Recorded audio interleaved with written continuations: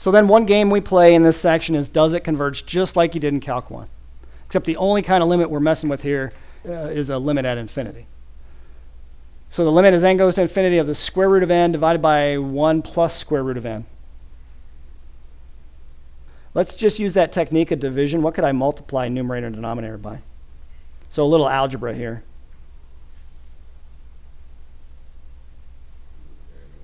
Now, how about 1 over the square root of n divided by 1 over the square root of n? So you're really multiplying by 1 in a creative way. So why is that helpful? If I actually do the multiplication here, what do I get in the numerator? Yeah, so limit n goes to infinity of 1 divided by, remember, I have to distribute the 1 over square root of n here. So what do I end up with from that? 1 over root n plus root n over root n. Let me write that just because it's been a while since you've seen this. Right? So I'm distributing this guy here and here. And so, so just rewriting that real quick. Limit n goes to infinity of 1 over 1 over the square root of n. I'm going to leave that as is, but then square root of n over square root of n is 1. Now can you take the limit of it? Now keep in mind, when you take this limit, you're using the limit laws that says you can split up the limit over division and addition and stuff. But we're not going to show all those steps. So in particular, what is this guy, the limit of this guy, going to converge to as n goes to infinity? 1 over the square root of n, since the denominator blows up without bound, numerator stays the same, it goes to 0. And so what do you get? 1. Before we do part B, we need a result. So some quick notes. Note number 1, suppose r is a constant number and you have the limit as n goes to infinity of r to the n, and it equals 0. For what r values will that be true? R is a constant, and I'm saying, the limit of r to the n equals 0. That's going to be true for certain r values and not for others. That r to the n is called a geometric sequence, by the way, which you may have heard of. So when is that going to be true? For what kind of r values?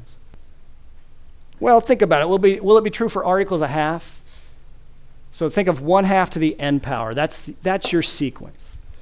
So your sequence, so this is just a quick example. So your sequence an is 1/2 to the n power, which if you wanted to simplify that would be 1 to the n, which is 1 over 2 to the n. But focus on this one so it's easy to identify r. R is 1/2. As n gets bigger and bigger and bigger, it couldn't be an easier limit to conceptualize. Because n only does one thing, it gets bigger, right? So as n gets bigger and bigger and bigger and bigger and bigger and bigger and bigger, without bound, what does 1/2 to the n do? Gets smaller. Gets smaller, right? The first term in the sequence, 1/2 to the 1 is 1/2. What's the second term? 1/2 squared is 1/4. 1/2 cubed, the third term, 1/8. The denominator is getting bigger and bigger without bound, right? Numerator is going to stay 1. So that's going to converge to 0, clearly, right? When you look at it in this form, it's easier to see, isn't it? 1 over 2 to the n, and n increases without bound. That means the numerator, or denominator rather, increases without bound. So yeah. Well, what's special about r that's going to happen? I mean, if I made it a sub n equals 3 to the n, would that converge to anything? 3 to the n just gets bigger as n gets bigger, right? It goes to infinity. So what's different about r equals 3 versus r equals 1/2?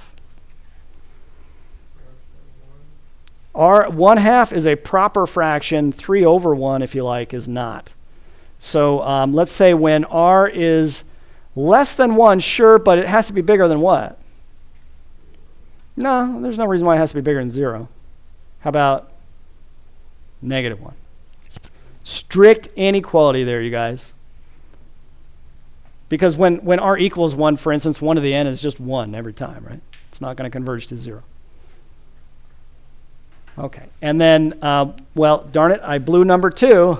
Spoiler alert. Limit as n goes to infinity of r to the n equals 1 when what? When r equals 1. And then note number 3, limit Rn is divergent otherwise. In other words, if R is outside the interval between -1 and 1, R to the n is divergent. Easy enough? It's worth noting that Rn is called a geometric sequence. And we're going to talk about geometric series in the next section. A series is when you add the terms of a sequence together. So we're going to come back to that idea of geometric sequences and series later on. Okay, now we can do part B. Let's say you have, remember, does it converge? That's what we're trying to find out in part B. Let's say you have the formula an equals 3 to the n over 7 to the n. That looks a little bit funny right there. So an equals 3 to the n over 7 to the n. What do you think? What does it converge to? 0. It does. How could you rewrite it so that you can identify R? Spoiler alert, this is a geometric sequence. How could you rewrite it so you have a single thing to some power? Instead of 3 to the n over 7 to the n, what's it equal to? 3/7 to the n. Oh, and then it's clear that it's in that form r to the n power, right? What is r? 3/7. Is r between -1 and 1? Big old check mark. So an, here's some nice notation. An converges to 0. An arrow 0 means an converges to 0. And that's the same thing as saying the limit of an as n goes to infinity is 0. It's a shorter notation.